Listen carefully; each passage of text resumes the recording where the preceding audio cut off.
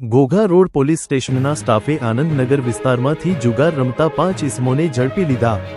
મળતી વિગતો અનુસાર ભાવનગર ઘોઘા રોડ પોલીસ સ્ટેશનનો સ્ટાફ પોલીસ સ્ટેશન વિસ્તારમાં પેટ્રોલિંગમાં હતા તે દરમિયાન ખાનગી રાહે બાતમી મળેલ કે આનંદનગર અપો ટ્રેડર્સની સામેના ખાંચમાં ખુલ્લી જગ્યામાં કેટલાક ઇસમો જુગાર રમી રહ્યા છે, જે બાતમીના આધારે સ્થળ પર રેડ કરતા ત્યાંથી 5 ઇસમો જુગાર રમતા મળી આવ્યા હતા।